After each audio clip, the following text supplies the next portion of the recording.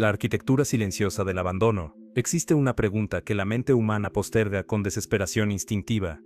Una interrogante que habita en el subconsciente como un depredador nocturno, esperando el momento preciso para emerger. No se formula durante la juventud, cuando el cuerpo obedece sin cuestionamiento, y el futuro parece infinito. Tampoco en la mediana edad, cuando las responsabilidades consumen cada momento despierto, y el presente exige toda la atención disponible. Esta pregunta aguarda pacientemente hasta que algo se quiebra, hasta que el espejo revela arrugas profundas que no estaban ayer, hasta que levantarse de una silla requiere estrategia. Solo entonces, en la quietud de una madrugada solitaria, o en el silencio posterior a una conversación familiar breve y distante, la pregunta finalmente se materializa con claridad brutal. ¿Quién estará presente cuando el cuerpo ya no pueda sostenerse por sí mismo? La respuesta automática surge como mecanismo de defensa psicológica. La familia, evidentemente, los hijos que fueron criados con sacrificio, la pareja que prometió permanecer en salud y enfermedad, alguien del círculo cercano que inevitablemente responderá al llamado. Esta certeza reconfortante permite continuar viviendo sin el peso existencial de enfrentar la soledad terminal, pero esta certeza no es más que una narrativa reconfortante, una ficción necesaria, que la psique construye para evitar el colapso ante la contemplación del abandono. La realidad opera bajo principios completamente diferentes, principios que nadie enseña en las etapas formativas de la vida, porque contradirían el cuento de hadas sobre el amor filial incondicional y la reciprocidad garantizada. Lo más devastador del abandono contemporáneo no es la dramatización cinematográfica del anciano olvidado en una institución geriátrica. Ese escenario extremo representa una minoría estadística que la conciencia colectiva puede etiquetar como aberración. El abandono real, el que corroe millones de vidas en silencio, es mucho más sutil, y precisamente por eso más letal. Se manifiesta en el espacio creciente entre comunicaciones, en el te llamo pronto, que se transforma en semanas sin contacto, en las visitas que se posponen por razones, siempre válidas, pero infinitamente repetidas, en la transformación gradual de ser el centro gravitacional de otras vidas, a convertirse en una obligación administrativa en agendas sobrecargadas. La persona mayor que cuenta los días entre llamadas, no está siendo dramática, está experimentando el dolor neurológico real del rechazo social, porque el cerebro humano procesa el aislamiento social, utilizando exactamente las mismas redes neuronales que procesan el dolor físico. Durante milenios, la especie humana operó bajo un contrato social implícito, que funcionaba por necesidad evolutiva pura. Las familias extendidas cohabitaban no por virtud moral, sino por supervivencia elemental. 3 o 4 generaciones bajo el mismo techo, o en proximidad inmediata formaban un ecosistema de interdependencia mutua. Los abuelos cuidaban nietos, mientras los padres aseguraban recursos. Cuando el deterioro físico llegaba, los hijos adultos asumían el cuidado de sus progenitores sin deliberación, porque no existía alternativa institucional. Este sistema operaba con reciprocidad automática.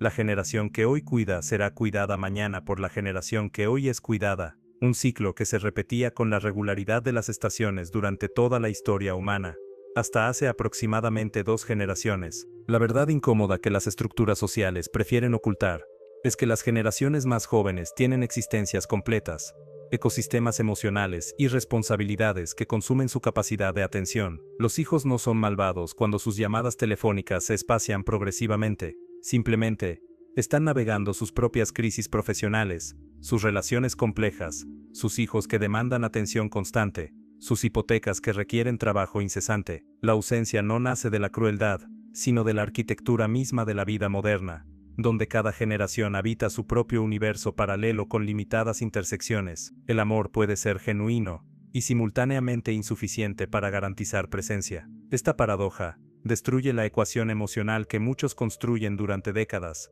Inversión afectiva más sacrificio parental igual a seguridad futura. La ilusión más peligrosa que las personas construyen durante sus años productivos es la ecuación del amor como contrato vinculante. Opera subterráneamente, sin verbalizarse, formando parte de la arquitectura emocional inconsciente. La lógica es seductoramente simple.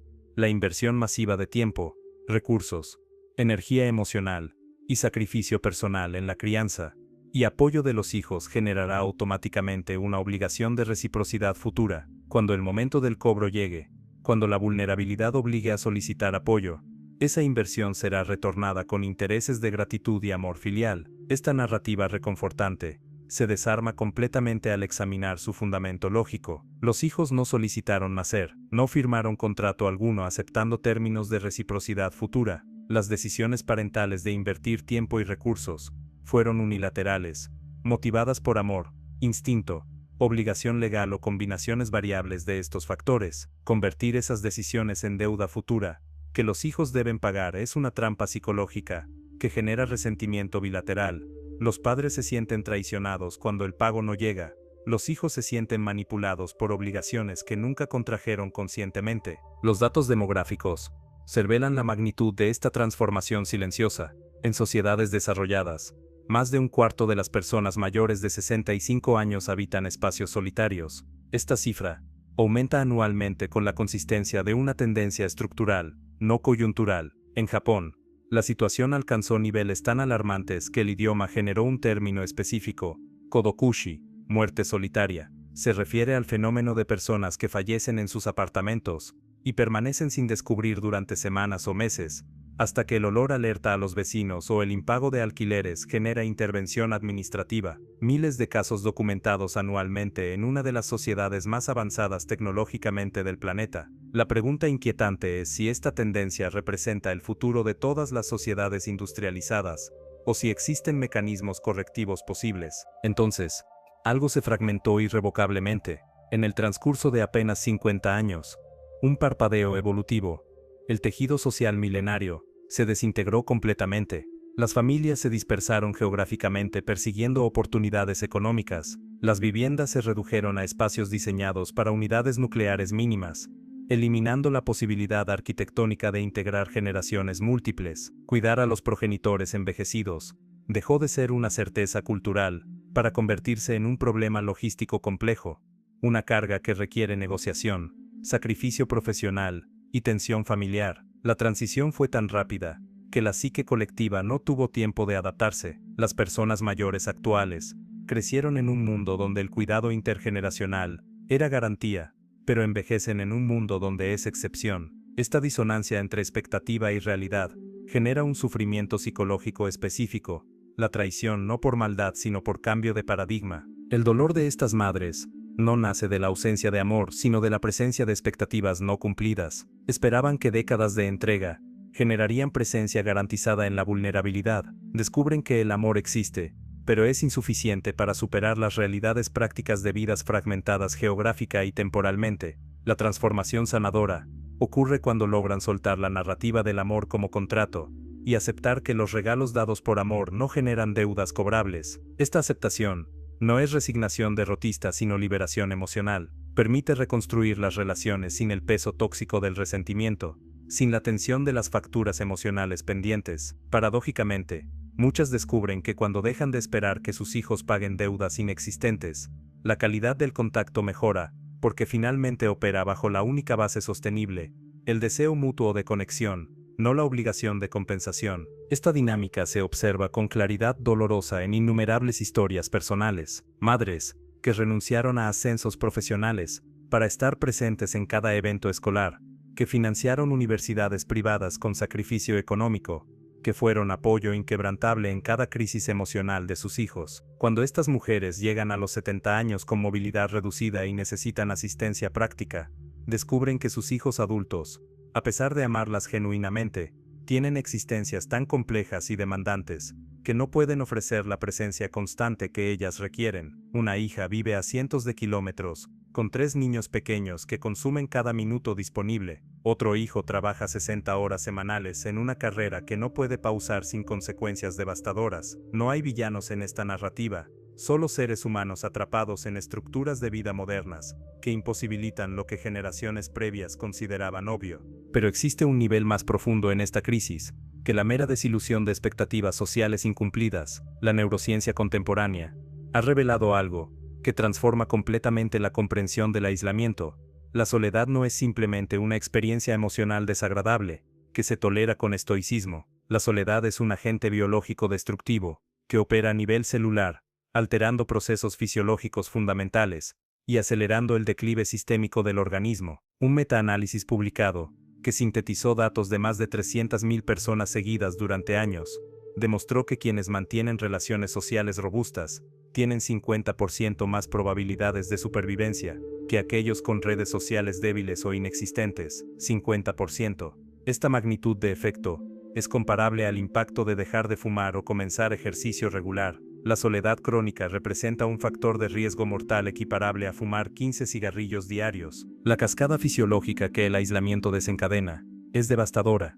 El eje hipotálamo-hipofisario adrenal se activa sostenidamente, liberando cortisol de manera constante. En situaciones agudas, el cortisol es adaptativo, moviliza energía, aumenta alerta, prepara el cuerpo para acción, pero el cortisol elevado crónicamente destruye sistemas enteros, aumenta la presión arterial sostenidamente, incrementando riesgo de eventos cardiovasculares, suprime el sistema inmunológico, reduciendo capacidad de combatir infecciones y detectar células cancerígenas, interfiere con la regulación de glucosa, promoviendo resistencia a la insulina y diabetes tipo 2, altera la arquitectura del sueño, generando privación crónica que multiplica otros problemas de salud, promueve depósito de grasa visceral, la más metabólicamente peligrosa, y realiza algo particularmente insidioso en el cerebro. El cortisol crónico destruye neuronas en el hipocampo, la estructura cerebral fundamental para memoria, aprendizaje y regulación emocional. La razón de esta letalidad reside en la arquitectura evolutiva del cerebro humano. Durante millones de años de evolución, el Homo sapiens fue una especie fundamentalmente social, un humano solitario en la sabana africana. Era un humano muerto en cuestión de días, sin garras, sin colmillos, sin velocidad comparable a los depredadores, sin capacidad de cazar megafauna individualmente. La única ventaja adaptativa de la especie era la cooperación grupal sofisticada. El cerebro desarrolló, consecuentemente, sistemas de alarma extremadamente sensibles para detectar el aislamiento social. Cuando el cerebro percibe separación del grupo, interpreta esta situación como amenaza existencial inmediata y activa respuestas fisiológicas diseñadas para situaciones de emergencia aguda. El problema es que en el mundo moderno esta respuesta no se desactiva porque la amenaza social es crónica, no aguda. Este daño hipocampal explica por qué las personas mayores aisladas parecen deteriorarse cognitivamente más rápido que aquellas con redes sociales activas. No es simplemente que la interacción social mantiene la mente activa, aunque ese factor existe, es que la ausencia de interacción social genera un ambiente neuroquímico tóxico que literalmente erosiona las estructuras cerebrales necesarias para función cognitiva normal. El deterioro no es inevitable consecuencia del envejecimiento, sino consecuencia potencialmente evitable del envejecimiento en aislamiento. Investigaciones recientes, utilizando neuroimagen, revelaron que la soledad crónica altera la estructura misma del cerebro, la red neuronal por defecto, el conjunto de regiones cerebrales que se activan cuando la mente no está enfocada en tareas específicas. Muestra hiperconectividad en personas solitarias. Superficialmente esto podría parecer positivo, pero representa una adaptación maladaptativa. El cerebro privado de conexiones sociales externas se vuelve hacia adentro, intensificando la actividad de redes asociadas con introspección, memoria autobiográfica y simulación de interacciones sociales imaginarias. Esta hiperactividad interna está asociada con rumiación, pensamientos repetitivos negativos, depresión y ansiedad. El cerebro solitario construye un mundo interior cada vez más elaborado, como compensación por la ausencia de mundo social externo, pero este mundo interior tiende hacia lo distorsionado y lo patológico. Además del cortisol, la soledad crónica afecta procesos celulares fundamentales que determinan la velocidad del envejecimiento, los telómeros, secuencias repetitivas de ADN que protegen los extremos de los cromosomas, similar a como las puntas plásticas protegen los cordones de zapatos, se acortan con cada división celular. Cuando alcanzan longitud críticamente corta, las células pierden capacidad de dividirse correctamente y entran en senescencia o muerte celular. La longitud telomérica funciona como reloj biológico.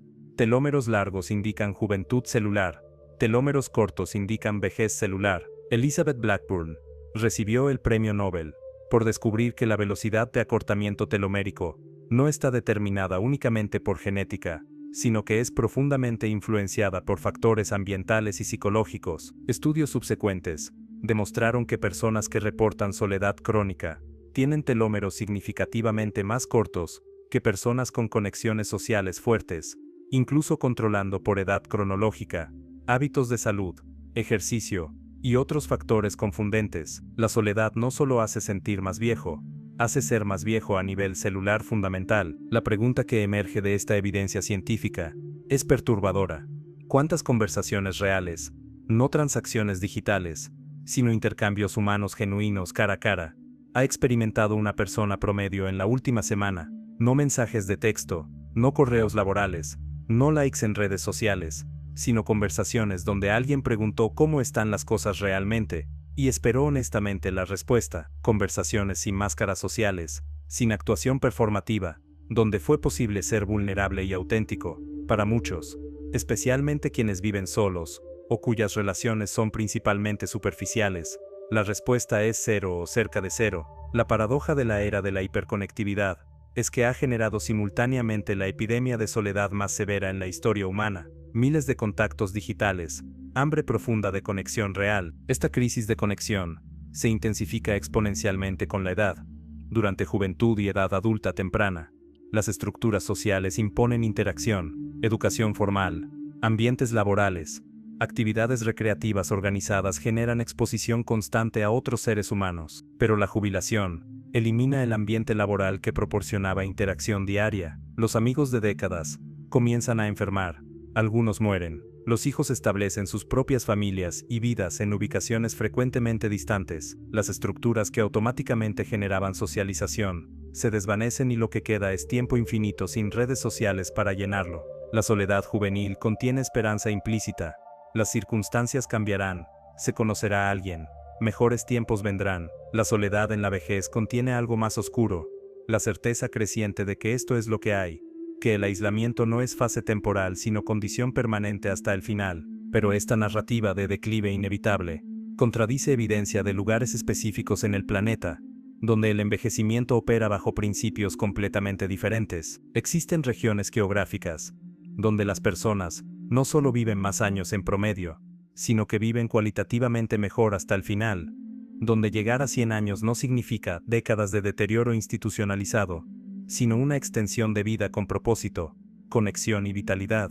Dan Buettner, investigador que dedicó años a identificar estos lugares, los denominó zonas azules: Okinawa en Japón, Cerdeña en Italia, Icaria en Grecia, Nicoya en Costa Rica, Loma Linda en California. Estas regiones carecen de características genéticas comunes, sus dietas difieren sustancialmente, sus climas varían, sin embargo, comparten patrones culturales y sociales específicos que correlacionan con longevidad y calidad de vida excepcionales. El patrón más consistente entre todas las zonas azules es que nadie envejece en aislamiento. En Okinawa existe el concepto de moai, grupos de amigos formados en juventud, que se comprometen a mantenerse mutuamente durante toda la vida. No es familia biológica, es familia elegida, comunidad construida intencionalmente, que proporciona apoyo económico, emocional y práctico. Cuando un miembro del moai enfrenta dificultades, el grupo responde automáticamente. Nadie pregunta si es conveniente ayudar,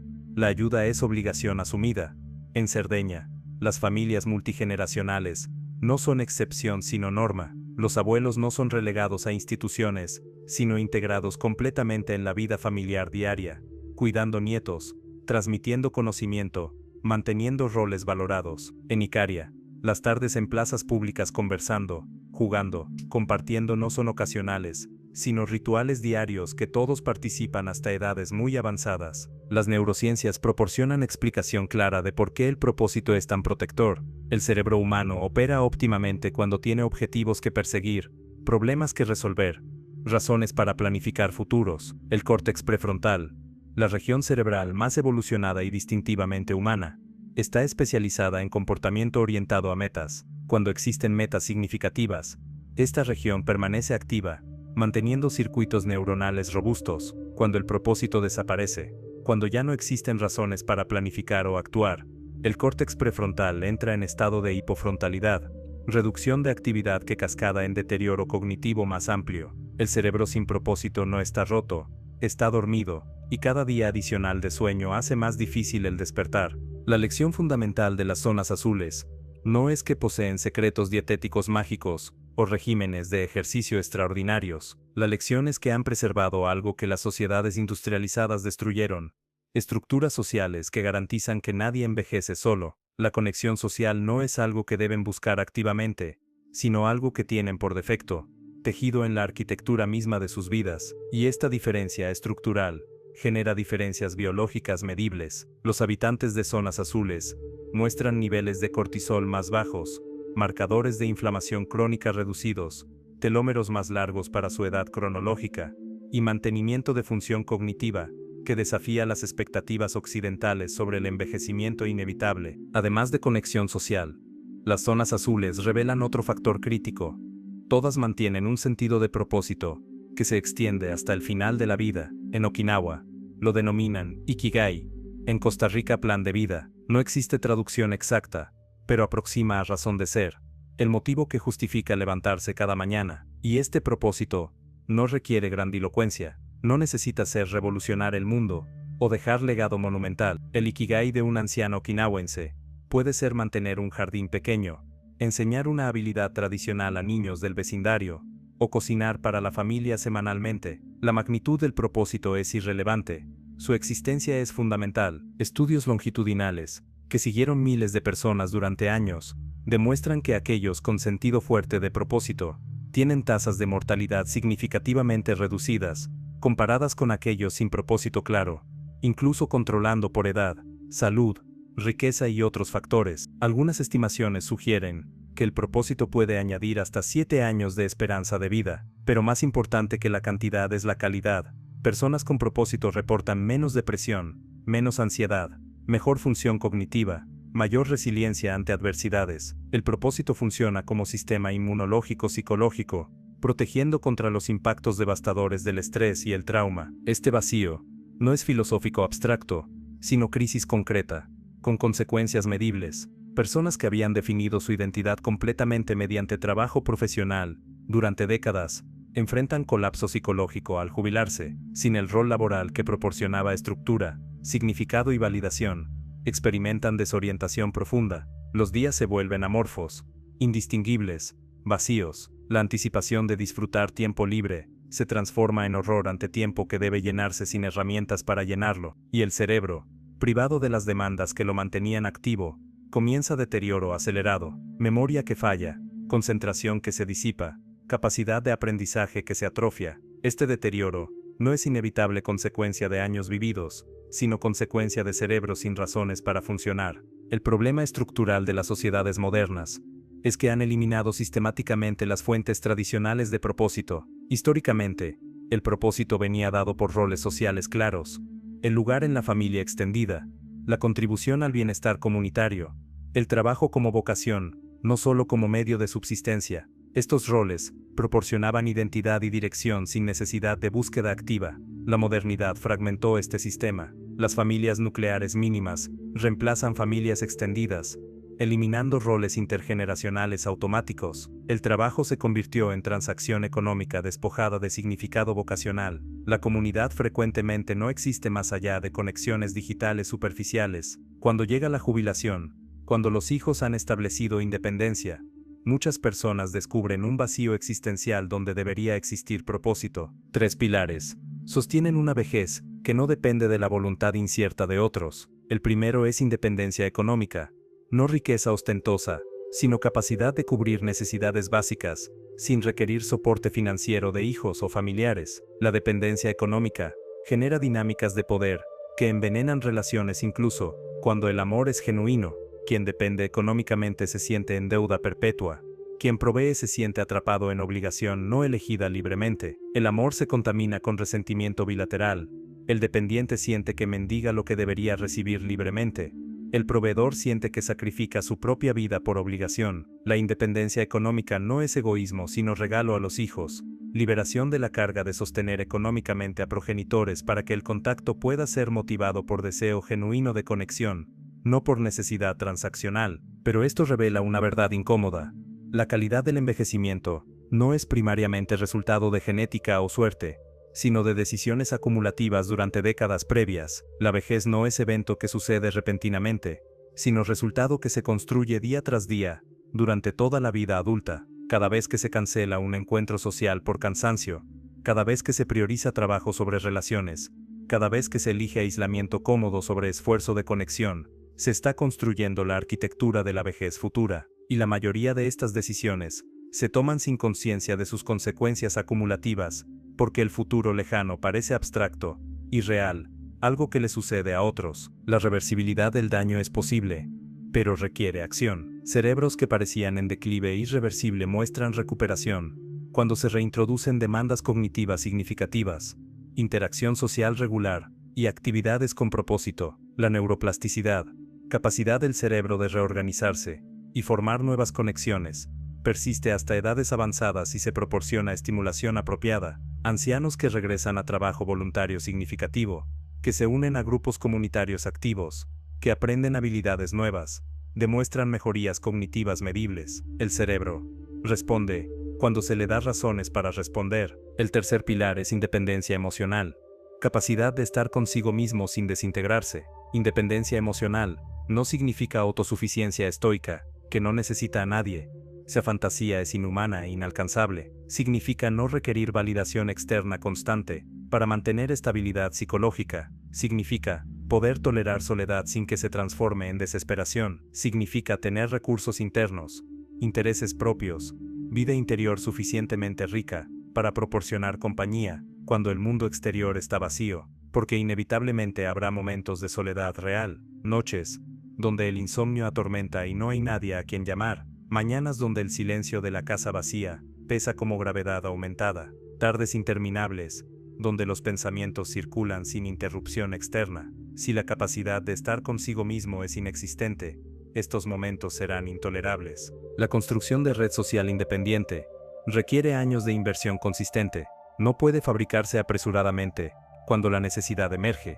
Las amistades profundas se cultivan mediante presencia repetida, vulnerabilidad compartida, experiencias acumuladas durante décadas. Cada año que pasa sin cultivar estas conexiones es un año menos disponible para construirlas. Quien llega a los 70 años sin amistades robustas, fuera de la familia, enfrentará soledad estructural que ninguna intervención rápida puede remediar. La pregunta que debe formularse con honestidad brutal es: si la familia desapareciera mañana, ¿quién quedaría? Existen personas que notarían ausencia, que llamarían preocupadas, que aparecerían sin ser solicitadas. Si la respuesta es nadie, o solo familia, entonces existe trabajo urgente que realizar. Segundo pilar es independencia social, red de relaciones significativas, fuera del círculo familiar. La familia, por muy amorosa que sea, tiene limitaciones estructurales. Los hijos adultos tienen sus propias existencias complejas, sus propias crisis, sus propias responsabilidades que consumen atención limitada. Esperar que la familia sea única fuente de conexión social genera presión insostenible sobre esos lazos. Cada necesidad de compañía, cada momento de soledad, cada deseo de conversación recae sobre las mismas personas que inevitablemente comenzarán a sentirse asfixiadas. Las personas en zonas azules tienen algo que las sociedades modernas perdieron: comunidad real, vecinos que se conocen genuinamente, grupos que se reúnen regularmente, rituales sociales que no dependen de familia. Cuando la familia no puede estar presente, la comunidad llena ese espacio, subyacente a todos los miedos sobre el envejecimiento.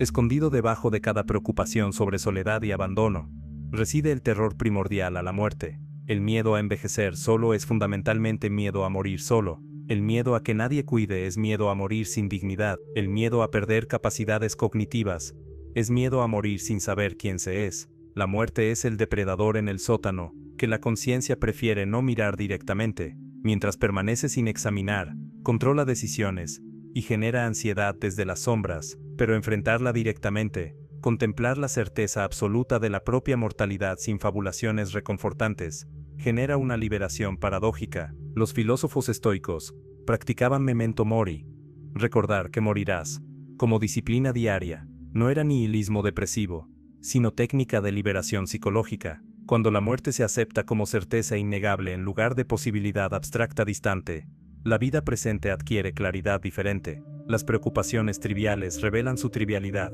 Los conflictos absurdos pierden su poder emocional. El orgullo que impide disculpas se desvanece. El miedo que paraliza se debilita. Porque ¿qué es lo peor que puede suceder cuando ya se ha contemplado lo peor absoluto? La independencia emocional se cultiva desarrollando intereses que pueden perseguirse solitariamente: lectura profunda, escritura reflexiva, práctica contemplativa, Caminata sin destino, creación artística, se construye aprendiendo a disfrutar de la propia compañía, no como premio de consolación, sino como experiencia valiosa per se construye haciendo las paces con la historia personal, con errores cometidos, con oportunidades perdidas, con versiones de uno mismo que ya no existen, se construye, esencialmente, madurando en el sentido profundo de la palabra, desarrollando capacidad de sostenerse psicológicamente sin requerir andamiaje externo continuo. Trabajadores de cuidados paliativos, que pasan sus días acompañando personas moribundas, reportan patrones consistentes en los arrepentimientos expresados en los momentos finales. El más común no es desear haber acumulado más riqueza o alcanzado más éxito profesional, es lamentar no haber tenido el valor de vivir auténticamente, de tomar decisiones fieles a valores propios, en lugar de expectativas ajenas. Personas que pasaron décadas cumpliendo guiones escritos por otros, satisfaciendo demandas sociales, manteniendo máscaras que ocultaban su verdadero ser. En el lecho de muerte, esas máscaras se revelan como prisiones voluntarias de las cuales nunca intentaron escapar. Existe un ejercicio de visualización que pocas personas realizan por su intensidad emocional, pero que genera claridad brutal sobre prioridades. Consiste en imaginar el propio funeral, no abstractamente sino concretamente. ¿Quién está presente? ¿Qué dicen? ¿Qué recuerdan? ¿Qué lamentan no haber expresado en vida? ¿Qué lamentas no haberles dicho? Y luego avanzar la imaginación al momento anterior.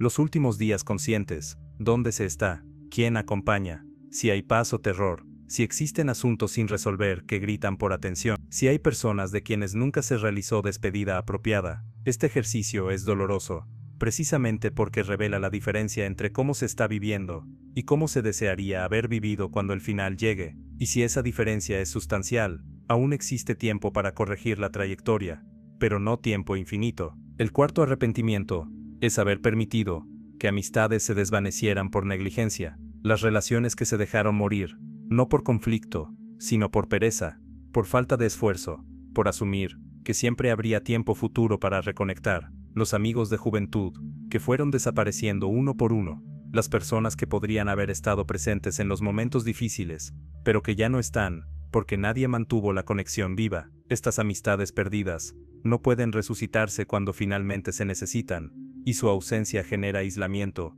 que amplifica el sufrimiento del final. El tercero es no haber expresado sentimientos, cuando existía oportunidad.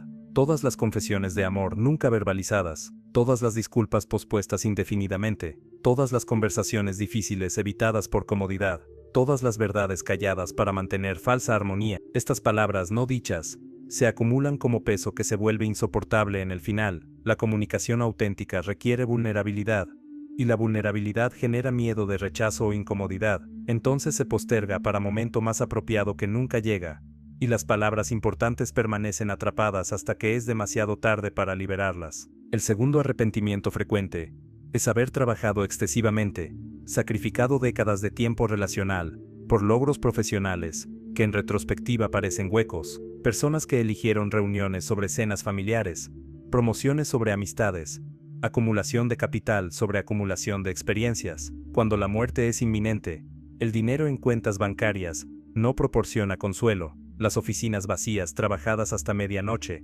generan únicamente pesar por tiempo irrecuperable. Lo único que permanece son memorias de momentos compartidos, y si esas memorias son escasas, porque se eligió productividad sobre presencia, lo que queda es vacío. La única variable controlable es acción presente. El pasado es inmutable, el futuro es incierto, pero las decisiones tomadas hoy tienen consecuencias acumulativas que determinarán qué tipo de final se experimentará. No se trata de transformaciones dramáticas inmediatas, vender todas las posesiones y mudarse a monasterio remoto. Se trata de ajustes consistentes y sostenidos, llamar al amigo descuidado, expresar el sentimiento callado, reducir horas laborales innecesarias, y dedicar ese tiempo a presencia relacional, buscar comunidad fuera de familia, cultivar intereses que puedan realizarse solitariamente, aprender a habitar la propia mente sin desesperación. Pequeñas acciones repetidas durante años y décadas transforman la trayectoria de una vida. El quinto es haber pospuesto la felicidad,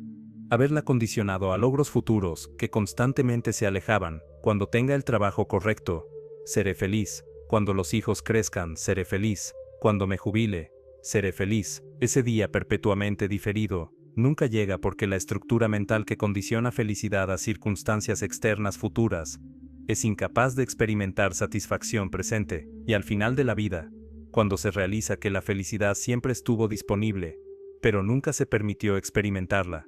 El arrepentimiento es devastador. Estos arrepentimientos no aparecen espontáneamente en el lecho de muerte, se construyen día tras día, mediante decisiones pequeñas que parecen insignificantes en el momento, pero cuyo efecto acumulativo determina la cualidad de la vida completa. Cada día que se vive de acuerdo a guión ajeno, en lugar de valores propios, es un ladrillo en la construcción del primer arrepentimiento. Cada día que se prioriza trabajo sobre relaciones, es contribución al segundo. Cada día que se silencian sentimientos importantes, es avance hacia el tercero. Cada día que se descuidan amistades, es paso hacia el cuarto. Cada día que se posterga satisfacción presente es refuerzo del quinto. Séneca escribió hace 2 milenios que la vida no es corta, es que se desperdicia profusamente, si se emplea sabiamente, si se protege de la negligencia y el derroche en trivialidades.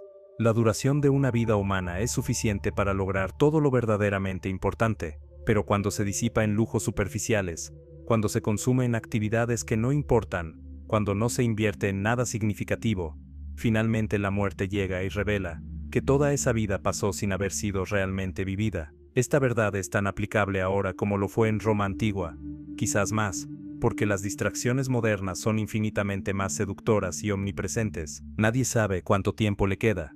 La muerte puede llegar mañana, o en 4 décadas, pero cada día que pasa es irrecuperable, restado del total desconocido que constituye una vida, y lo que se haga con esos días, las relaciones que se cultiven, los valores que se honren, las palabras que se expresen, determinará qué tipo de historia se habrá vivido cuando llegue el final. Puede continuarse como hasta ahora, asumiendo que alguien estará presente, que el amor dado será retornado, que hay tiempo infinito para corregir errores, o puede iniciarse hoy la construcción de algo que no dependa de voluntades ajenas, algo propio, algo que sostenga cuando todo lo demás falle. Esa elección nunca perteneció a nadie más, siempre fue exclusivamente propia. La pregunta inicial permanece sin respuesta garantizada. ¿Quién cuidará cuando el cuerpo ya no pueda sostenerse? Pero ahora la pregunta ha mutado. Ya no se trata de identificar quién asumirá esa responsabilidad. Se trata de construir una existencia donde esa pregunta pierda su poder de generar terror. Si los 3 pilares están sólidos, si existe independencia económica, que elimina dependencia financiera, si existe red social robusta, fuera de familia, que garantiza que nunca se estará completamente aislado, si existe capacidad emocional de habitar la soledad sin desintegración, entonces la pregunta se transforma. Ya no es quién me salvará, sino cómo elijo vivir el tiempo que permanece. Y esa es una pregunta infinitamente más digna. Una pregunta que devuelve agencia en lugar de esperar pasivamente que otros cumplan roles que nunca prometieron. Esta verdad no niega el valor del amor o la importancia de las relaciones. Al contrario, las hace más preciosas, precisamente porque son puentes temporales sobre un abismo que nunca puede cerrarse completamente. Cada momento de conexión genuina es un acto de desafío contra la soledad ontológica que define la condición humana, y comprender esto transforma la forma en que se relacionan las personas con los demás y consigo mismas. Las expectativas de que otros llenen vacíos, que son constitutivos de la existencia misma, se revelan como imposibles. Nadie puede rescatar a otro de la soledad fundamental del ser, porque todos habitan esa misma soledad. Pero existe una capa más profunda aún, un estrato de la experiencia humana, que raramente se examina, porque hacerlo requiere valentía que pocos poseen. No se trata simplemente de prepararse para la vejez, o de aceptar la muerte como abstracción filosófica. Se trata de enfrentar la verdad más brutal sobre la existencia humana, que cada persona llega a este mundo fundamentalmente sola, y lo abandona de la misma manera, y que todo el tiempo intermedio es un intento desesperado de negar esa soledad existencial, mediante conexiones que, por muy profundas que sean, nunca pueden eliminar completamente la separación fundamental entre una conciencia y otra. Esta comprensión, lejos de generar desesperación, puede producir liberación. Si la soledad existencial es condición compartida universalmente, entonces el proyecto no es eliminarla, sino aprender a habitarla con dignidad. Las personas que envejecen con gracia no son aquellas que lograron escapar de la soledad, sino aquellas que desarrollaron capacidad de estar presentes en ella, sin colapsar, que construyeron riqueza interior suficiente para que el silencio no sea enemigo, sino compañero. Esta capacidad no surge espontáneamente en la vejez, se cultiva durante toda la vida, mediante práctica deliberada de estar consigo mismo. La práctica de estar consigo mismo requiere disciplina que la cultura contemporánea no valora, requiere momentos regulares de silencio sin llenar con entretenimiento, requiere soledad elegida, no impuesta por circunstancias, requiere contemplación de preguntas sin respuestas fáciles. ¿Qué valores guían realmente las decisiones cuando nadie está observando? ¿Qué genera satisfacción genuina versus qué genera meramente aprobación social? ¿Qué partes de la personalidad son auténticas versus cuáles son máscaras que se mantienen por hábito? Estas preguntas son incómodas, porque sus respuestas frecuentemente revelan disonancia entre cómo se vive y cómo se desearía vivir. Las sociedades modernas han generado infraestructuras masivas de distracción que permiten evitar este encuentro consigo mismo, entretenimiento infinito disponible instantáneamente, redes sociales que proporcionan simulacro de conexión sin requerir vulnerabilidad real, trabajo que consume cada momento despierto, sustancias que alteran conciencia para no tener que enfrentarla sobriamente. Todas estas son estrategias de evasión de la pregunta fundamental: ¿quién soy cuando no hay nadie mirando, cuando no hay pantallas brillando, cuando no hay ruido externo que ahogue la voz interior? La mayoría de las personas pasan vidas enteras evitando esa pregunta, construyen identidades completamente basadas en roles externos, profesión, posición familiar, afiliaciones grupales. Cuando esos roles se desvanecen por jubilación, por cambios familiares, por envejecimiento que fuerza retiro de actividades sociales, lo que queda es un vacío aterrador, porque nunca desarrollaron un sentido de self que existiera independientemente de esos roles. La crisis de identidad que muchos ancianos experimentan no es consecuencia inevitable de envejecer, sino resultado de haber construido identidad sobre fundamentos que siempre fueron temporales. Existe además otra dimensión del envejecimiento, que las narrativas culturales dominantes ignoran sistemáticamente: el envejecimiento como proceso de despojamiento progresivo. Cada década trae pérdidas acumulativas, pérdida de capacidad física, que limita actividades antes disfrutadas, pérdida de roles sociales que proporcionaban identidad, pérdida de personas amadas que mueren, pérdida de relevancia en una cultura que fetichiza juventud, pérdida de ilusiones sobre cómo sería la vida, pérdida de tiempo futuro, que progresivamente se acorta. El envejecimiento es fundamentalmente un ejercicio de aprender a soltar,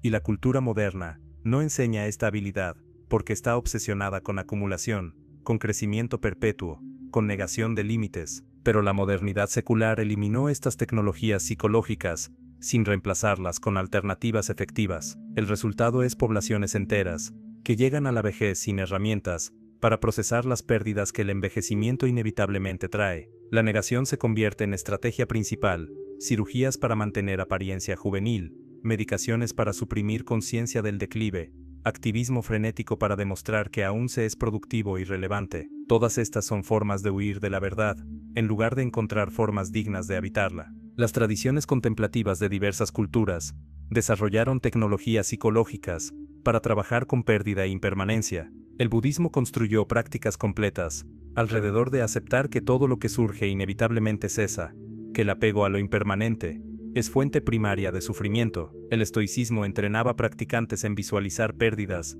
antes de que ocurrieran para desarrollar ecuanimidad ante lo inevitable. Estas no eran filosofías pesimistas, sino realistas, reconocimientos de que la vida incluye pérdida como componente estructural, y que la sabiduría consiste en aprender a relacionarse con esa pérdida sin ser destruido por ella. La vejez puede traer liberación de ambiciones que consumieron décadas, pero que en retrospectiva parecen haber sido perseguidas por razones equivocadas. Puede traer claridad sobre lo que verdaderamente importa, versus lo que simplemente parecía importante. Puede traer apreciación más profunda de momentos simples, porque el tiempo restante para experimentarlos es limitado. Puede traer compasión más amplia, porque se ha vivido suficiente para entender complejidad humana. Puede traer gratitud más intensa por estar vivo cuando tantos contemporáneos ya no lo están. Pero estos dones solo se reciben si se está dispuesto a soltar la exigencia de que la vejez debería ser como la juventud. Hay una distinción crítica entre soledad y aislamiento, que frecuentemente se confunde.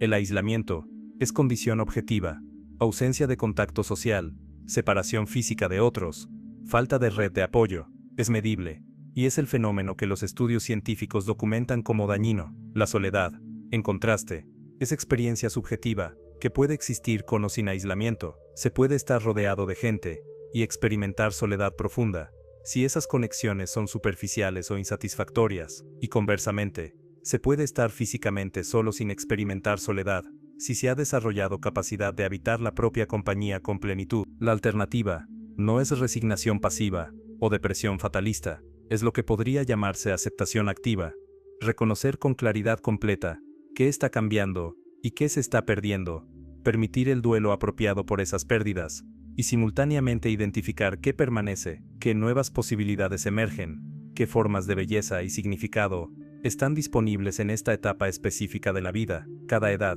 tiene sus dones particulares, si se está dispuesto a recibirlos, en lugar de lamentarse por los dones de edades anteriores, que ya no están accesibles. El objetivo no es eliminar toda soledad, lo cual sería imposible, incluso indeseable.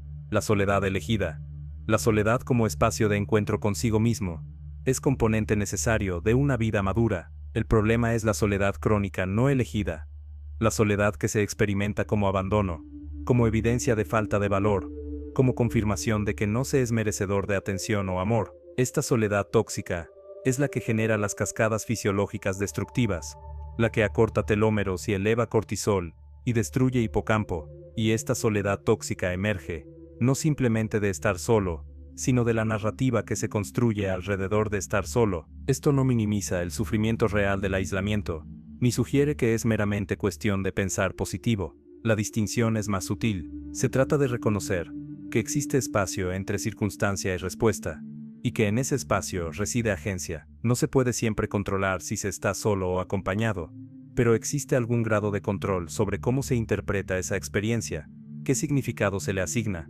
qué narrativa se construye alrededor de ella, y trabajar con las narrativas es parte esencial de construir resiliencia psicológica ante las inevitables dificultades del envejecimiento. Si la narrativa es estoy solo porque nadie me quiere, porque soy carga, porque he fallado en mantener relaciones, porque el mundo me ha descartado, entonces la soledad se experimenta como condena y genera respuestas de estrés crónico. Si la narrativa es estoy solo en este momento, y esto es difícil, pero no define mi valor, tengo capacidad de estar conmigo mismo, esto es parte de la experiencia humana que todos enfrentan en algún grado, entonces la misma situación objetiva se experimenta con menos toxicidad psicológica. Las narrativas que se construyen alrededor de las experiencias determinan su impacto, tanto o más que las experiencias objetivas mismas, y la generación actual está tomando decisiones similares, frecuentemente sin conciencia, de que están construyendo su propia vejez futura. Eligen carreras que requieren mudanzas frecuentes,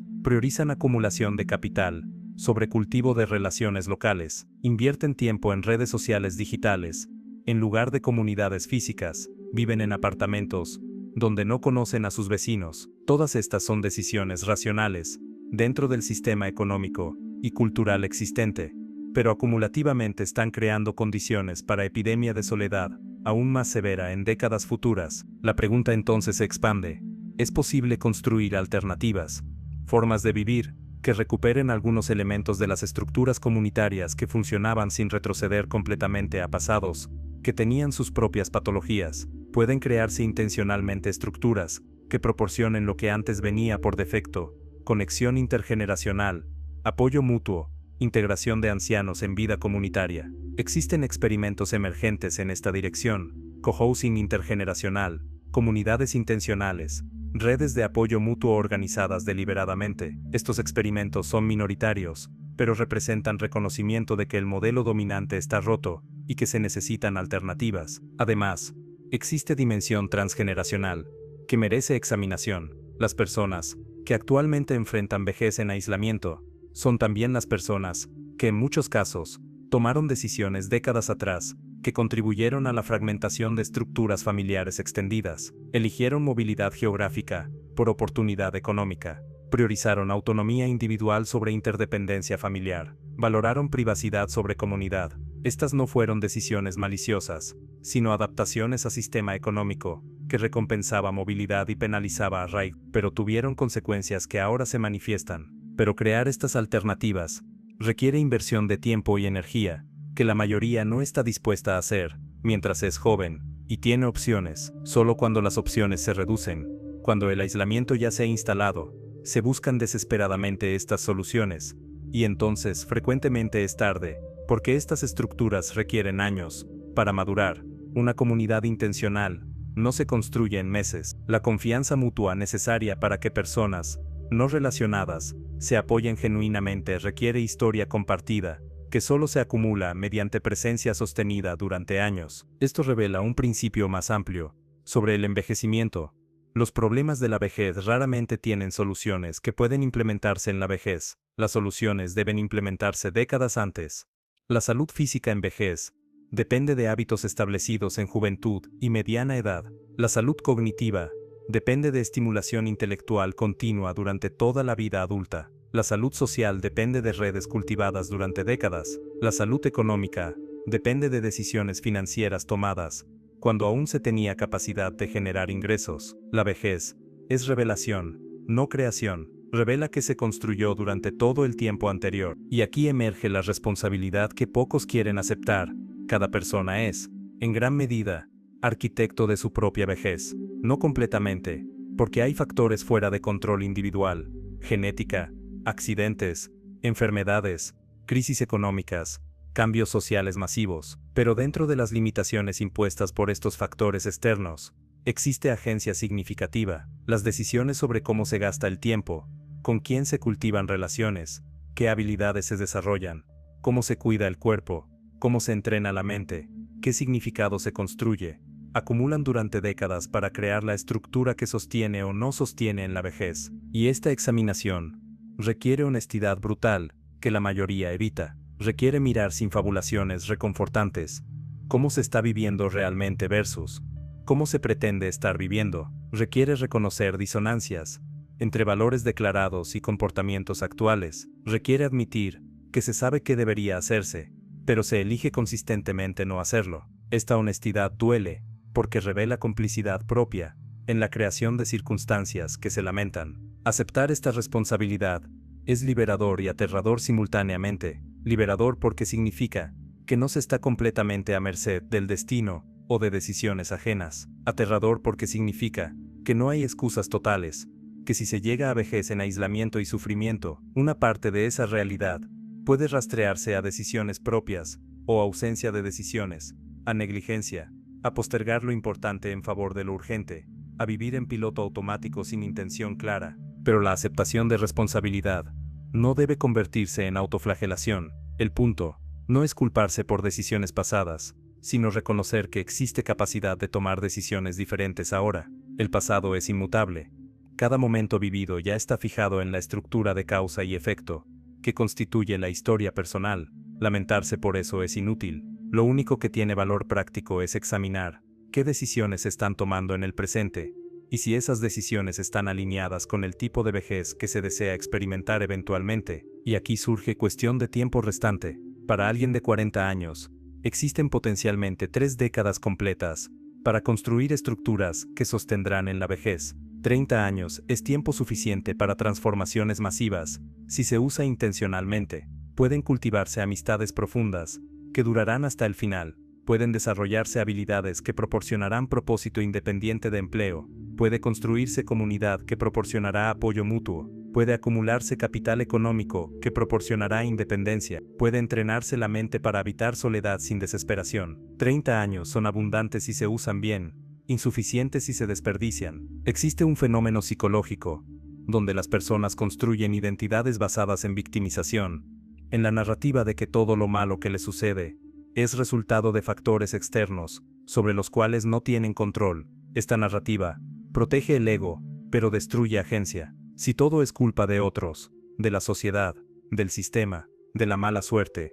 entonces no hay nada que pueda hacerse, excepto esperar que circunstancias externas cambien. Esta posición es cómoda porque elimina responsabilidad, pero es también desesperante, porque elimina poder. La alternativa es reconocer que la mayoría de las situaciones resultan de combinación compleja de factores externos e internos, de circunstancias dadas y respuestas elegidas. Reconocer los factores externos que limitaron opciones es importante para tener compasión con uno mismo, pero reconocer los factores internos, las decisiones propias que contribuyeron al resultado, es igualmente importante porque solo esos factores son modificables. No se puede cambiar el pasado ni controlar completamente circunstancias externas, pero se puede cambiar cómo se responde, qué decisiones se toman ahora, qué se hace con el tiempo y energía disponibles. Romper este ciclo requiere lo que podría llamarse coraje existencial, la disposición de enfrentar verdades incómodas sobre la propia vida, de sentir el dolor que esa confrontación genera,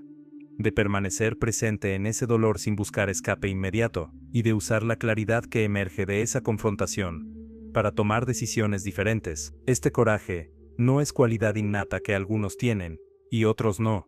Es músculo que se desarrolla mediante práctica, cada vez que se elige honestidad incómoda sobre fabulación reconfortante. El músculo se fortalece ligeramente, cada vez que se toma acción alineada con valores profundos.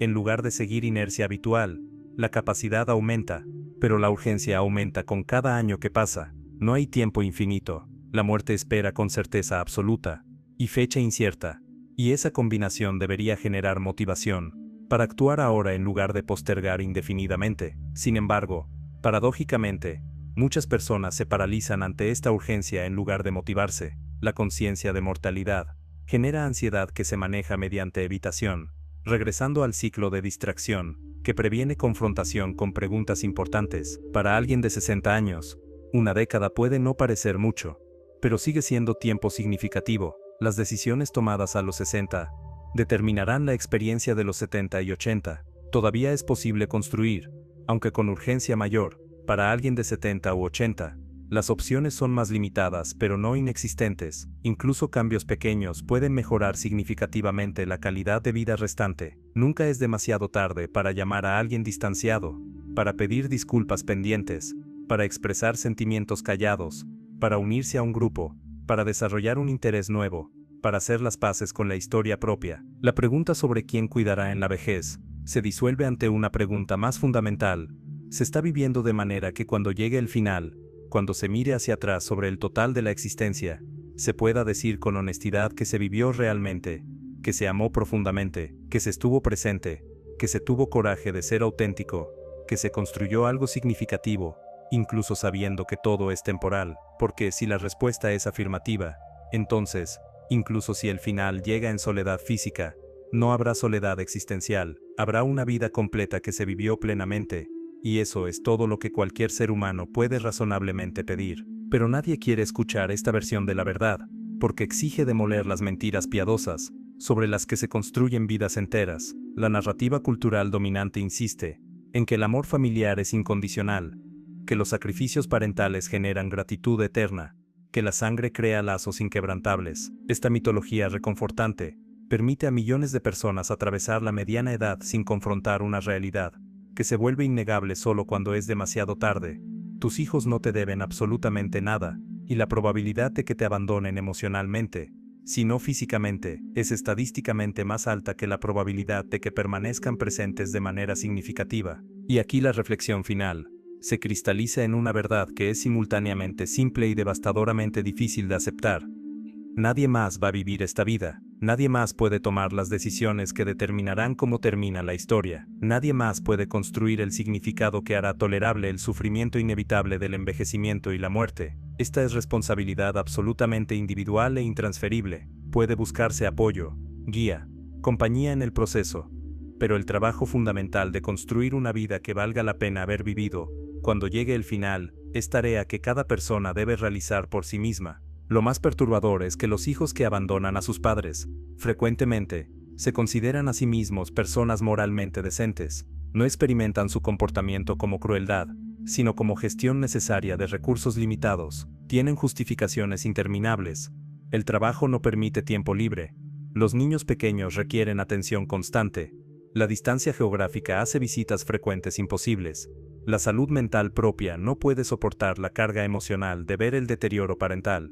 Todas estas justificaciones son técnicamente válidas, ninguna es suficiente para compensar el dolor del padre anciano, que cuenta los días entre llamadas telefónicas que se vuelven cada vez más espaciadas. La industria del cuidado geriátrico subsiste, precisamente porque las familias no cuidan a sus ancianos. Residencias repletas, unidades de memoria, donde personas con demencia pasan años sin recibir visitas regulares, hospitales donde pacientes terminales mueren, rodeados de extraños pagados por hora, en lugar de seres queridos. Esto no es aberración de casos aislados, es el resultado predecible y normal del sistema social actual, y sin embargo, cada generación se dice a sí misma que ellos serán diferentes, que sus hijos los amarán lo suficiente para estar presentes, que de alguna manera están exentos de las leyes estadísticas que gobiernan el comportamiento humano masivo. Esta negación es comprensible, porque la alternativa es aterradora: aceptar que probablemente se morirá en la misma soledad institucional que se observa con horror en los padres de otros,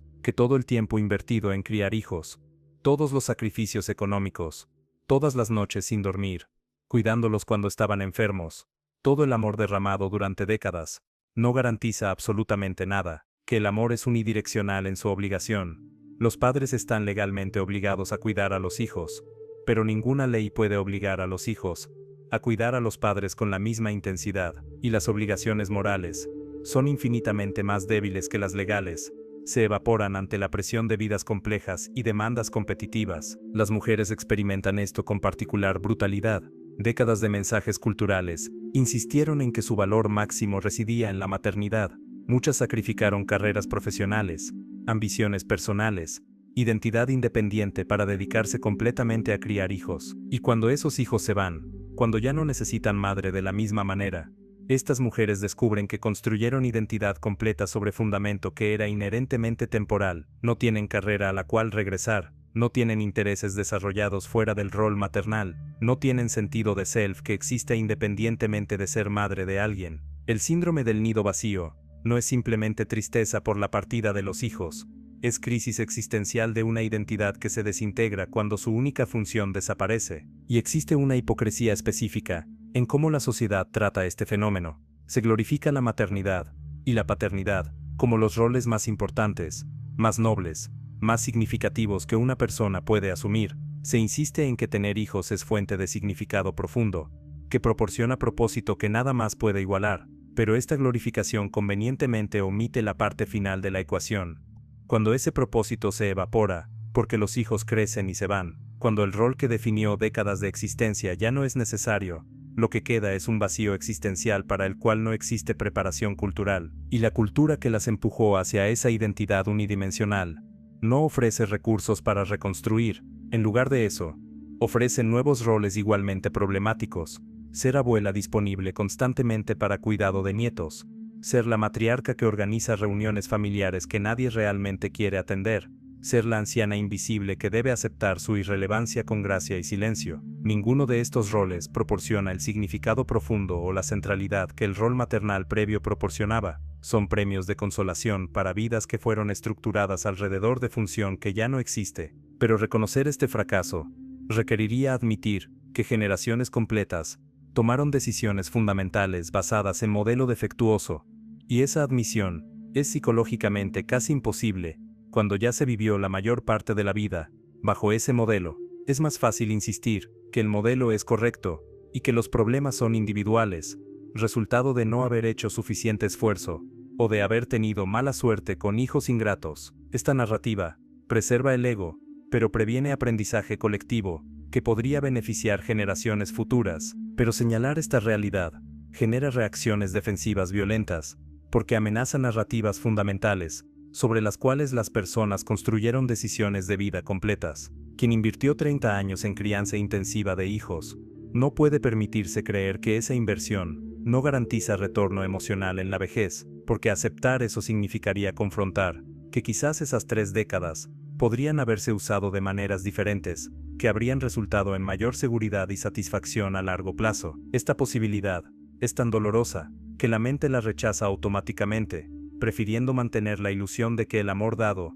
será inevitablemente retornado. La verdad más incómoda aún es que el modelo de familia nuclear intensiva que domina las últimas generaciones es evolutivamente aberrante y psicológicamente insostenible. Los humanos evolucionaron en contextos de crianza comunal, donde múltiples adultos compartían responsabilidad de múltiples niños. Nadie estaba aislado con sus propios hijos como responsabilidad exclusiva. La familia nuclear moderna, especialmente en su versión extrema, donde uno o dos padres asumen responsabilidad total por múltiples niños, sin apoyo significativo de red extendida, es experimento social reciente y los datos sugieren que está fracasando masivamente. Genera padres exhaustos y resentidos, niños con desarrollo subóptimo por falta de diversidad de modelos adultos, y ancianos abandonados cuando el sistema se desarma. Esta preferencia por sufrimiento silencioso, sobre admisión de necesidad, también explica por qué muchos ancianos no comunican a sus hijos cuán solos están realmente. No quieren ser carga, no quieren molestar, no quieren parecer necesitados. Entonces, minimizan su situación cuando finalmente hay contacto, fingiendo que todo está bien cuando están contando días entre interacciones humanas. Esta dinámica genera círculo vicioso. Los hijos asumen que el padre está bien porque eso es lo que dice, entonces reducen aún más el contacto, y el padre se siente aún más abandonado, pero sigue sin comunicar la realidad, porque ahora admitirla significaría reconocer que ha estado mintiendo. Y existe dimensión de clase en este fenómeno que se discute raramente. Las clases económicas altas pueden comprar sustitutos para el apoyo familiar, pueden pagar cuidadores profesionales, pueden acceder a residencias de lujo, donde al menos la infraestructura física es confortable incluso si la conexión humana está ausente. Pueden adquirir servicios que simulan aspectos de cuidado familiar. Las clases medias y bajas no tienen estas opciones. Para ellos, la ausencia de apoyo familiar significa deterioro rápido en condiciones de negligencia institucional o aislamiento doméstico total. La soledad de la vejez tiene precio diferente dependiendo de cuánto dinero se tiene, pero en ambos casos, el dolor emocional del abandono es equivalente. Además, la obsesión cultural con autonomía individual y autosuficiencia, como valores supremos, ha creado generaciones que consideran necesitar ayuda como vergüenza fundamental. Estos valores fueron útiles durante años productivos, cuando permitían movilidad económica y realización personal, pero se convierten en maldición en la vejez, cuando la dependencia es inevitable. Personas que pasaron vidas enteras, orgullosas de no necesitar a nadie, enfrentan horror existencial, cuando el cuerpo falla, y la ayuda se vuelve no opcional, y frecuentemente prefieren sufrir en silencio antes que admitir necesidad, porque hacerlo violaría la identidad construida alrededor de independencia total. Entonces, ¿qué hacer con esta verdad? Cuando finalmente se acepta, cuando se reconoce que probablemente se envejecerá en soledad significativa, que los hijos probablemente no estarán presentes de manera que compense, que la sociedad no va a cambiar sus estructuras fundamentales para resolver esto. La respuesta no puede ser simplemente preparación económica para comprar cuidado profesional, aunque eso es necesario. La respuesta tampoco puede ser simplemente construir resiliencia psicológica para tolerar soledad, aunque eso también es necesario. La respuesta debe incluir algo más radical: renunciar completamente a las expectativas que generan el sufrimiento en primer lugar. No hay solución individual para problema estructural. Una persona puede tomar todas las decisiones correctas, puede invertir en relaciones, puede rechazar movilidad geográfica por estabilidad comunitaria, puede priorizar conexión sobre acumulación, y aún así terminar sola, porque todos los demás están jugando según reglas diferentes. La tragedia de los comunes aplicada a capital social. Todos serían mejores si todos cooperaran en construir comunidades robustas, pero individualmente cada persona tiene incentivo de maximizar ganancia personal, incluso si eso destruye comunidad, y el resultado colectivo es todos peor de lo que podrían estar. Y mientras tanto, la maquinaria económica que impulsa las sociedades contemporáneas requiere precisamente el tipo de movilidad y flexibilidad que destruye redes de apoyo. Los trabajos mejor remunerados requieren disposición de mudarse geográficamente. Las carreras exitosas demandan horas que hacen imposible cuidar a familiares. La acumulación de capital necesaria para seguridad económica requiere décadas de enfoque casi exclusivo en productividad laboral. El sistema recompensa exactamente los comportamientos que garantizan aislamiento eventual y penaliza los comportamientos que construirían redes de apoyo sostenibles, y luego se sorprende hipócritamente cuando las personas envejecen solas. El sufrimiento no viene de estar solo, viene de esperar no estar solo, y descubrir que esa expectativa fue ilusión. Viene de creer que el amor dado garantiza amor recibido y confrontar que esa creencia fue fantasía. Viene de construir identidad alrededor de roles que son inherentemente temporales, y enfrentar vacío cuando esos roles desaparecen. Si se renuncian las expectativas, si se acepta desde ahora que probablemente se morirá solo, y se construye vida que no requiere que eso sea catástrofe, entonces cuando suceda no será traición sino confirmación de lo ya sabido, y paradójicamente, Esa aceptación genera libertad para disfrutar cualquier conexión que sí exista sin contaminarla con demandas de que compense por toda la conexión que no existe. La aceptación de esta soledad probable no conduce necesariamente hacia la desesperación, puede conducir hacia algo inesperado. Una forma de libertad que solo es posible cuando se abandona completamente la necesidad de ser rescatado. Existe una distinción filosófica profunda entre resignación y aceptación. La resignación es colapso derrotista, la rendición de alguien que esperaba algo diferente, y se entrega al sufrimiento cuando esa esperanza se desvanece. La aceptación es algo completamente distinto, es ver la realidad tal como es, sin añadirle capas de interpretación dramática, y preguntar con curiosidad genuina, dado que esto es así, ¿cómo puedo habitar esta realidad de la manera más completa posible? Esto no es cinismo ni pesimismo, es realismo radical, que paradójicamente permite mayor paz que optimismo infundado. Es mirar al monstruo directamente, reconocer su poder, y decidir construir vida que pueda soportar su presencia, en lugar de vida que colapsa si el monstruo resulta ser real, y la evidencia sugiere abrumadoramente que el monstruo es real, que la soledad de la vejez es destino estadísticamente probable para mayoría, y que la preparación inteligente acepta esto en lugar de negarlo. Toda la vida se construye identidad a través del reflejo en otros, se aprende quién se es mediante reacciones de padres, aprobación de pares, validación de parejas, reconocimiento en ámbitos profesionales. Estas retroalimentaciones externas construyen sentido de self, que es fundamentalmente relacional. No existe yo independiente, solo yo en relación con, pero este yo relacional es frágil, porque depende de factores externos, que no se controlan completamente. Cuando esos reflejos externos desaparecen por muerte, distancia o desinterés, la identidad construida sobre ellos tambalea peligrosamente. La soledad forzada de la vejez, por brutal que sea, ofrece algo que pocas otras experiencias humanas proporcionan: la necesidad absoluta de construir sentido de self, que no dependa de validación externa. Cuando ya no hay nadie mirando, cuando las visitas son raras y breves, cuando los días se extienden sin interrupción de voces ajenas, se enfrenta pregunta esencial, que se había evitado toda la vida: ¿quién soy en ausencia de todos estos otros? Esta pregunta transforma todo. Ya no se trata de evitar la soledad, sino de aprender a habitarla con dignidad, incluso con gracia. Y aquí emerge algo que las tradiciones contemplativas han sabido durante milenios, pero que la cultura moderna olvidó completamente.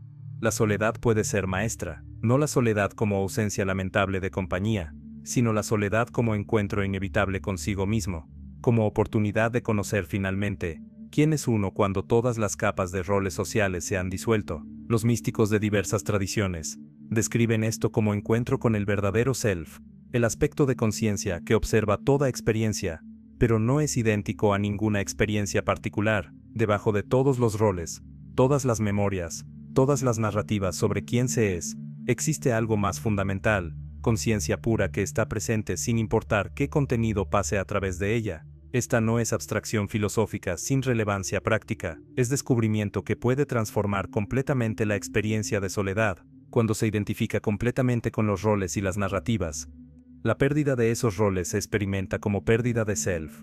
Cuando se descubre que hay algo más profundo que permanece intacto, incluso cuando todos los roles se desvanecen, la pérdida se experimenta diferente. Sigue siendo dolorosa, sigue requiriendo duelo apropiado, pero ya no es aniquilación existencial. Hay algo que permanece, un testigo silencioso, que observa incluso la pérdida sin ser destruido por ella. Esta pregunta aterroriza, porque su respuesta puede ser inicialmente nadie. Décadas de construir identidad relacional pueden haber dejado vacío en el centro, pero ese vacío no es defecto, es espacio, es posibilidad, es la oportunidad de construir finalmente algo que no dependa de nadie más, un sentido de existencia que sea suficiente en sí mismo. Esto no significa volverse ermitaño, que rechaza toda conexión humana. Significa desarrollar un núcleo de ser que permanece intacto independientemente de cuánta o cuán poca conexión externa existe en un momento dado. Esta capacidad no elimina el dolor de la soledad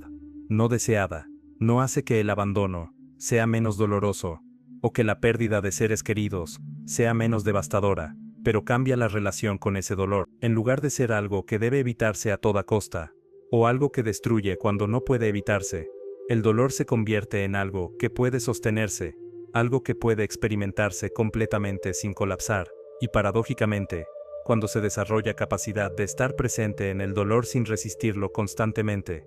El dolor frecuentemente se vuelve más tolerable que cuando se lucha contra él. Llegar a esto requiere práctica, que la cultura moderna no valora porque no genera productividad económica. Requiere tiempo dedicado deliberadamente a simplemente estar presente consigo mismo, sin agenda, sin entretenimiento, sin distracción. Requiere desarrollar capacidad de observar los propios pensamientos, sin ser arrastrado por cada uno de ellos. Requiere distinguir entre el contenido de la conciencia y la conciencia misma. Estas prácticas tienen nombres en diversas tradiciones: meditación, contemplación, oración contemplativa, presencia consciente. Los nombres varían, pero apuntan hacia la misma realidad: el desarrollo de capacidad de habitar la propia experiencia, sin necesitar constantemente que sea diferente de lo que es. Existe una distinción entre dolor y sufrimiento, que se pierde frecuentemente. El dolor es inevitable, es respuesta fisiológica y emocional a pérdida, daño,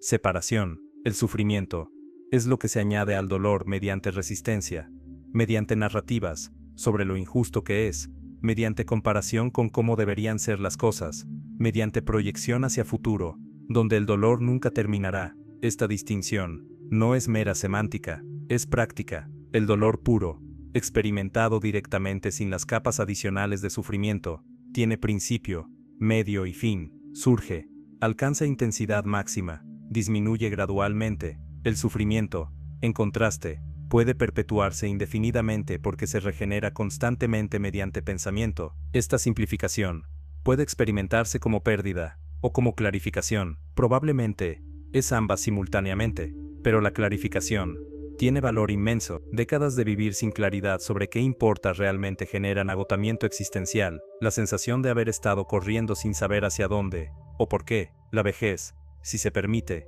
puede proporcionar finalmente esa claridad, no porque se haya alcanzado sabiduría mística, sino simplemente porque se ha vivido suficiente para ver patrones, para notar qué genera satisfacción duradera, versus qué genera solo placer transitorio, para reconocer qué relaciones nutrieron, versus cuáles drenaron. Aprender a estar con el dolor, sin añadirle sufrimiento, es habilidad que transforma experiencia de envejecimiento. La soledad duele, inevitablemente. El cuerpo que falla duele. La pérdida de capacidades duele. La proximidad de la muerte duele. Pero todo este dolor es tolerable cuando no se añaden capas de esto no debería estar pasando, o merezco algo mejor, o no puedo soportar esto. Estas narrativas añadidas son las que transforman dolor manejable en sufrimiento insoportable. Y aquí emerge otra dimensión de la vejez que raramente se discute. Puede ser periodo de simplificación radical, que tiene su propia belleza, cuando los roles sociales se han caído, cuando las ambiciones que impulsaron décadas de actividad ya no son relevantes, cuando la mayoría de lo que parecía urgente se revela como trivial en retrospectiva.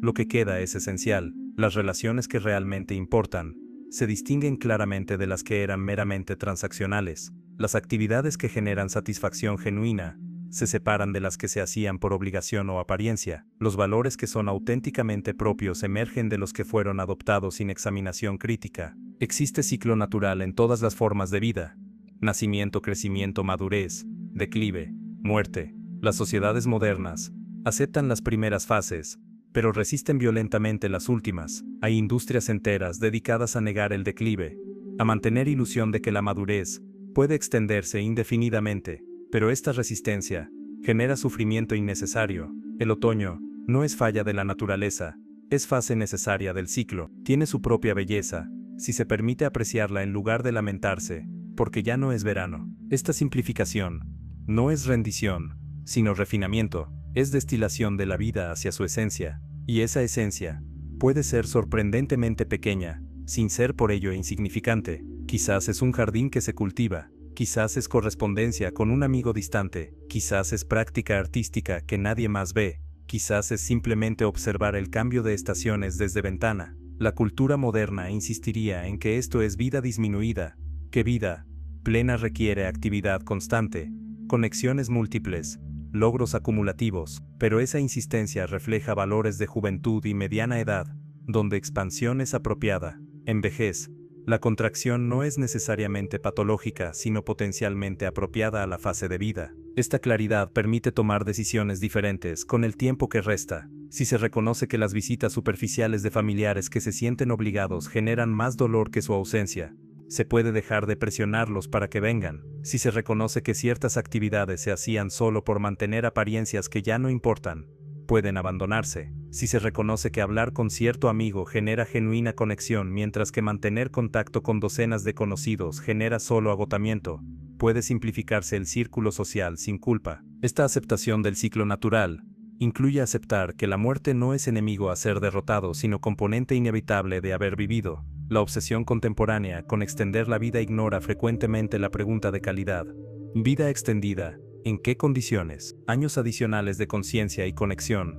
¿O años adicionales de demencia institucionalizada, longevidad con propósito, o mera extensión de existencia biológica sin significado? Estas distinciones importan profundamente, pero se discuten raramente, porque confrontan la fantasía de que más vida es siempre mejor vida. Hay momento apropiado para soltar, no en sentido de suicidio, sino en sentido de dejar de luchar contra lo inevitable, cuando el cuerpo ha llegado a sus límites, cuando la calidad de vida se ha deteriorado más allá de punto donde la conciencia conserva alguna dignidad. Hay algo profundamente humano en aceptar que es tiempo de terminar, pero las sociedades modernas, aterrorizadas por la muerte, frecuentemente extienden vida biológica, mucho más allá del punto donde la vida tiene significado para la persona viviéndola, y llaman a esto compasión, cuando frecuentemente es lo opuesto. La verdadera compasión reconocería que hay destinos peores que la muerte. Vivir años con demencia avanzada, sin reconocer a nadie, sin capacidad de comunicar, sin momentos de lucidez o conexión, es uno de esos destinos. Extender esa existencia indefinidamente mediante intervención médica no honra la vida, la degrada. Pero estas conversaciones son casi imposibles de tener, porque requieren aceptar que la muerte puede ser preferible a ciertas formas de vida, y esa aceptación contradice dogma cultural de que la vida debe preservarse sin importar qué. Si se permitiera conversación honesta sobre esto, muchas personas expresarían deseo de morir con dignidad, cuando la vida ya no contiene lo que hace que la vida valga la pena vivirse, pero esa opción está mayormente prohibida. Entonces, las personas enfrentan elección entre extensión médica de sufrimiento o medios violentos de terminar la propia vida. Ambas opciones son crueles. La crueldad real es la negativa cultural de reconocer que existe momento apropiado para terminar, que insistir en continuación indefinida puede ser forma de tortura disfrazada de cuidado. Pero incluso sin abordar la pregunta extrema del suicidio asistido, existe pregunta más moderada que pocos consideran. ¿Cuándo es apropiado dejar de luchar y simplemente permitir que la vida termine naturalmente? Cuando diagnóstico terminal es claro, muchas personas eligen tratamientos agresivos que extienden vida brevemente, pero con costo enorme en calidad.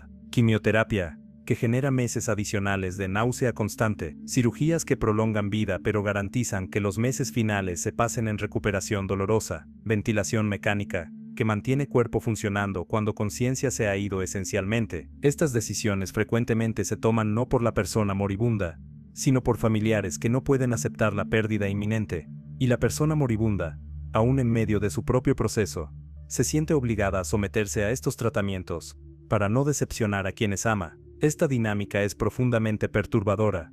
La persona que está muriendo dedica su energía final, no a hacer su propia paz con la muerte, sino a gestionar las emociones de otros que no pueden aceptarla, y todos llaman a esto amor, cuando frecuentemente es incapacidad de soltar. Todo esto regresa a la pregunta esencial sobre cómo prepararse para envejecer sin depender de nadie. La respuesta final no es estrategia, sino transformación de conciencia, es desarrollar relación con la propia existencia, que sea suficientemente robusta para permanecer intacta cuando todas las circunstancias externas se vuelvan adversas. Es encontrar lo que en uno mismo no depende de nada externo, lo que permanece incluso cuando todo lo demás se ha ido. Esto no es fácil, y no puede hacerse apresuradamente, cuando la crisis ya llegó. Es trabajo de toda una vida, que idealmente comienza décadas antes de que sea necesario. El amor verdadero en ese momento sería permitir a la persona moribunda morir como desea, sin presión de luchar más allá de su disposición, sin culpa de elegir calidad sobre cantidad en sus días finales, sin tener que gestionar el duelo anticipatorio de otros. Pero esto requeriría que los sobrevivientes hicieran su propio trabajo emocional, de prepararse para la pérdida en lugar de demandar que el moribundo haga trabajo adicional, de prolongar su vida para confort ajeno. Pero incluso si se llega tarde a este trabajo, incluso si ya se está en vejez sin haber desarrollado estos recursos internos. Nunca es absolutamente tarde, mientras hay conciencia. Cada momento ofrece oportunidad de relacionarse diferente con la experiencia presente. Cada respiración es nueva oportunidad de estar presente sin resistencia. Cada día ofrece posibilidad de soltar algo de la lucha inútil contra lo que es, y esos pequeños momentos de aceptación, acumulados, pueden transformar radicalmente cómo se experimentan los años finales. La paradoja más profunda del envejecimiento es que mientras el cuerpo se contrae y las posibilidades externas disminuyen, el espacio interior puede expandirse de maneras que eran imposibles durante la juventud. Cuando se es joven, la atención está necesariamente volcada hacia afuera, construir carrera, formar relaciones, establecer lugar en el mundo, acumular experiencias. Esta orientación externa es apropiada y necesaria para esa fase de vida, pero consume tanta energía que raramente queda espacio para la pregunta interior: ¿qué significa todo esto? ¿Quién soy yo en medio de toda esta actividad? La pregunta sobre quién cuidará en la vejez finalmente se responde. Nadie puede garantizarse que alguien estará ahí, pero se puede garantizar que uno mismo estará presente para sí mismo hasta el final, y esa presencia, cultivada intencionalmente, puede ser suficiente para hacer el final tolerable, incluso significativo. No hay garantía de final feliz, pero hay posibilidad de final consciente, de terminar sabiendo que se vivió tan completamente como se pudo con los recursos disponibles, que se amó profundamente incluso sabiendo que todo amor es temporal, que se estuvo presente incluso en el dolor, y quizás eso es todo lo que puede pedirse razonablemente de una vida humana, no que termine rodeado de multitudes adoradoras, sino que termine habiendo sido vivida realmente, con ojos abiertos, hasta el último momento posible. La vejez, especialmente cuando incluye soledad significativa, fuerza un giro hacia adentro, que puede ser inicialmente aterrador, pero que contiene posibilidad de descubrimientos que la juventud, ocupada simplemente no puede acceder. Existe algo que podría llamarse arqueología del self, el proceso de excavar capas de identidad construidas a lo largo de décadas para descubrir qué yace debajo, cada rol que se asumió, cada máscara que se portó, cada versión de uno mismo que se presentó al mundo. Fue real en su momento, pero también fue parcial, filtrada por necesidad de ser aceptado, de funcionar socialmente, de cumplir expectativas. Esta presencia no es gran revelación mística, ni descubrimiento de esencia eterna e inmutable. Es algo más modesto, pero no menos valioso. Es experimentarse a sí mismo, sin la mediación constante de preocupación por cómo uno es percibido. Es pensar un pensamiento, sin inmediatamente evaluar si es pensamiento apropiado. Es sentir una emoción sin juzgarla como aceptable o vergonzosa. Es existir sin narrativa constante sobre quién se supone que uno es. Esta simplicidad de experiencia directa es lo que los niños pequeños tienen naturalmente antes de que la socialización construya todas las capas de autoconciencia que eventualmente oscurecen la experiencia inmediata. En la quietud forzada de la vejez solitaria, estas capas pueden finalmente examinarse, no para juzgarlas como auténticas o falsas, esa distinción es demasiado simplista, sino para verlas como lo que fueron: adaptaciones necesarias a contextos específicos. El yo profesional que proyectaba competencia y confianza, el yo familiar que cuidaba y protegía, el yo social que entretenía y conectaba. Ninguno de estos era mentira, pero ninguno era tampoco la totalidad. Todos eran facetas de algo más complejo que nunca tuvo oportunidad de revelarse completamente, porque siempre había una audiencia, siempre había un rol que cumplir. Cuando la audiencia desaparece, cuando los roles ya no son necesarios, emerge una pregunta inquietante: ¿qué queda? Para algunos, la respuesta es aterradora: nada reconocible, un vacío donde debería haber un self coherente. Esta experiencia puede precipitar crisis profunda, una sensación de haber vivido vida entera como actor sin haber conocido nunca al ser debajo del performance. Pero para otros, o para los mismos después de atravesar la crisis inicial, emerge algo diferente, una presencia más simple, más directa, menos elaborada que todas las versiones públicas del self, pero paradójicamente más real. La vejez ofrece posibilidad de regresar a algo de esa inmediatez, no porque se haya vuelto infantil, sino porque finalmente se ha ganado libertad de dejar de actuar. Ya no hay carrera que proteger mediante proyección de imagen apropiada, ya no hay escalera social que escalar mediante impresión de personas correctas, ya no hay futuro distante para el cual uno debe posicionarse estratégicamente. El futuro es corto y concreto. Esto genera claridad diferente, libertad diferente. La pregunta Ya no es cómo debo presentarme para lograr objetivos a largo plazo, sino simplemente, ¿qué es verdadero en este momento? Existe concepto, en filosofía budista, llamado suchness, o talidad, que se refiere a experimentar las cosas tal como son sin añadirles interpretaciones, juicios o proyecciones. Una rosa es simplemente esta rosa específica, con este color particular y esta fragancia específica en este momento preciso, no una rosa como concepto abstracto, cargado con todas las asociaciones culturales sobre lo que las rosas significan. La vejez, por su despojamiento progresivo de todo lo superfluo, puede acercar a esta forma de percepción directa, no porque se haya estudiado filosofía budista, sino porque la vida misma ha eliminado las capas que oscurecían la percepción directa. Esta verdad momentánea puede ser sorprendentemente simple, puede ser estoy cansado, estoy solo, esto duele, el sol entrando por la ventana, es hermoso, el té está caliente. La memoria que surge es dulce y dolorosa simultáneamente. No hay necesidad de elaborar estas experiencias en narrativas complejas sobre significado o propósito. Pueden simplemente ser lo que son, experiencias surgiendo y pasando en el campo de la conciencia. Esta simplicidad no es empobrecimiento, sino refinamiento hacia lo esencial. Hay belleza particular en este despojamiento, que la cultura orientada a la juventud no puede apreciar porque está demasiado ocupada, acumulando en lugar de soltando. La belleza de una habitación simple, donde cada objeto presente tiene significado genuino, porque todo lo superfluo ha sido eliminado. La belleza de una amistad que ha sobrevivido décadas, porque era suficientemente profunda para justificar el esfuerzo de mantenerla, cuando relaciones más superficiales se desvanecieron. La belleza de saber exactamente qué se valora, porque se ha vivido suficiente para distinguir lo que genera satisfacción duradera de lo que genera solo excitación transitoria. Esta incomprensión entre generaciones es quizás inevitable. Quien está en pleno vigor físico no puede realmente comprender las limitaciones del cuerpo envejecido. Quien está construyendo vida no puede apreciar totalmente la perspectiva de quien está soltando vida. Quien tiene décadas de futuro por delante no puede sentir la urgencia particular que viene de saber que el tiempo es limitado y contable. La empatía puede intentar cruzar estos abismos, pero siempre será imperfecta. Solo se puede comprender realmente lo que se ha experimentado directamente, pero esta belleza es invisible para quien todavía está en modo de expansión, para quien mide valor de vida por cuánto se ha acumulado en lugar de por profundidad de lo experimentado. La cultura del más es necesariamente incapaz de apreciar la sabiduría del menos, y entonces, los ancianos que han llegado a esta simplificación, que han encontrado satisfacción en esencial, son vistos como disminuidos en lugar de refinados. Su vida pequeña se interpreta como pérdida en lugar de como elección consciente o adaptación sabia a circunstancias cambiadas. Esto significa